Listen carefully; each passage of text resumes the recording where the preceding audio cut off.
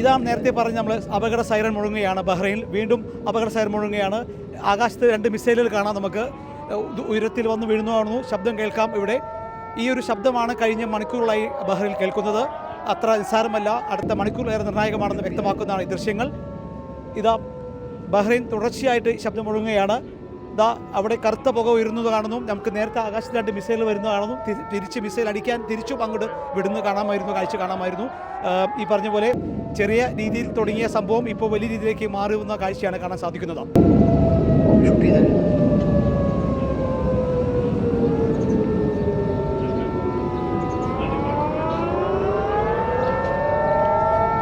ജുഫേറിൽ നമ്മോടൊപ്പം നമുക്കറിയാം ബഹ്റൈനിൽ ഒരുപാട് പല സ്ഥലമാണ്. നമ്മോടൊപ്പം ശ്രീ രാജു കല്ലുംപുറം പ്രവാസി നമ്മോടൊപ്പം ചേരുകയാണ്.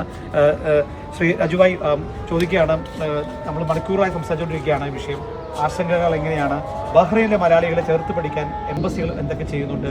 മറ്റു രീതിയിൽ എങ്ങനെയൊക്കെ പരിഹാരം ഉണ്ടാക്കാം? നേരത്തെ ഒരു വാർണിംഗ് മെസ്സേജ് കൊണ്ടു. ഭക്ഷണവും മരുന്നും വെള്ളവും ഫോണൊക്കെ ചാർജാക്കി വെക്കുക, ഏത് സമയം എന്ത് സംഭവിക്കാന്നൊക്കെയുണ്ട്. ആശങ്കകൾ പരിഹാരം ആശങ്കയുണ്ടോ? എന്താണ് ഇപ്പോഴത്തെ മലയാളികളെ ചേർത്ത് പിടിക്കാൻ എന്തെങ്കിലും സംഘടന ഭാഗത്തുണ്ടോ? കഴിഞ്ഞ 4 മണിക്കൂറായി ബഹ്റിലെ പൊതുസമൂഹം ആശങ്കയിലാണ്. ഈ സംഭവം നടക്കുമ്പോൾ ജയ്ഹിന്ദ് ടിവിയും ഞങ്ങൾ ഇതിനടുത്ത തന്നെയുള്ള ബിൽഡിങ്ങിൽ ഉണ്ടായിരുന്നു. അവിടുന്നാണ് ഞങ്ങൾ ഇച്ചിരി സേഫായിട്ടുള്ള ഒരു പ്രദേശത്തേക്ക് മാറിയത്. ഇപ്പോഴും അവിടെ പുക കണ്ടുകൊണ്ടിരിക്കുകയാണ്, വന്നുകൊണ്ടിരിക്കുകയാണ്. 4 ലക്ഷത്തോളം ഇന്ത്യക്കാരുള്ള ഈ പ്രദേശത്ത് എല്ലാ ആളുകളും ജോലി സ്ഥലത്തു നിന്നൊക്കെ സ്വന്തം ഫ്ലാറ്റുകളിലേക്ക് എത്തി കുടുംബത്തോടൊപ്പം ഈ വലിയ ശബ്ദമുണ്ടാകുന്ന സമയത്ത് അവരെ പുറം സ്ഥലങ്ങളിൽ ഇറങ്ങി ഇരിക്കുകയാണ്. വളരെ ആശങ്കയിലൂടെ കടന്നു പോകുന്ന ഒരു സമയമാണിത്. ജുഫേർ ഭാഗത്തുള്ള മുഴുവൻ ഫ്ലാറ്റിലുള്ള ആളുകളും പുറത്ത് ഇറങ്ങി ജുഫേർ ഗ്രാൻഡ് മോസ്കിൻ്റെ ഷെൽട്ടറിലേക്ക് ആ പള്ളിയിലേക്ക് എത്തി അവിടെ അഭയം. അതുപോലെ government of kingdom of Bahrain 30 സ്ഥലങ്ങളിൽ ഷെൽട്ടറുകളായിട്ട് പ്രഖ്യാപിച്ചിട്ടുണ്ട്.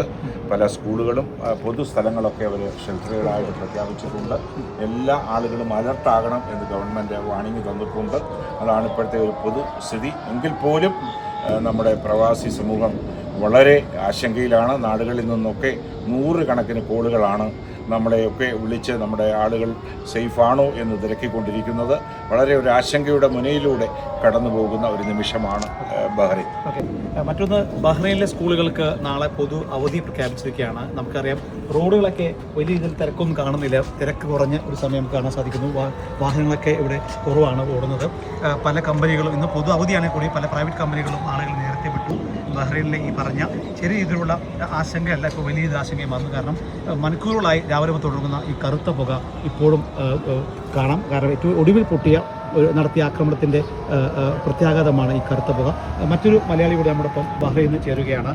എന്താണ് ഇങ്ങനെ പ്രതീക്ഷിച്ച? നിങ്ങളെ പോലെ നേരത്തെ കുവൈറ്റിലെ പ്രവാസിയായിരുന്നു അല്ലേ? ഇപ്പോൾ ബഹ്റൈനിലാണ് മനസ്സിലാക്കുന്നു. തുടർച്ചയായിട്ട് ഇപ്പോൾ കുവൈറ്റും ബഹ്റൈനും UAE-ലും സൗദിയിലൊക്കെ ഇത്ര ആക്രമണം പറയുന്നു. ആശങ്കയുണ്ടോ? തീർച്ചയായിട്ടും ആശങ്കയുടെ മുഴുവൻ കൂടിയാണ് ഞാൻ ഉണ്ടായിരുന്നത്.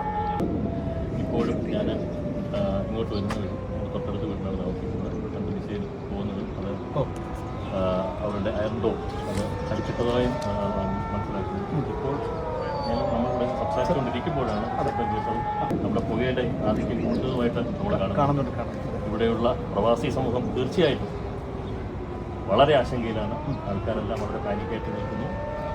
എത്രയും പെട്ടെന്ന് ഇതിനൊരു പരിഹാരം ഉണ്ടാക്കട്ടെ എന്ന് നമ്മൾ പ്രാർത്ഥിക്കുന്നു.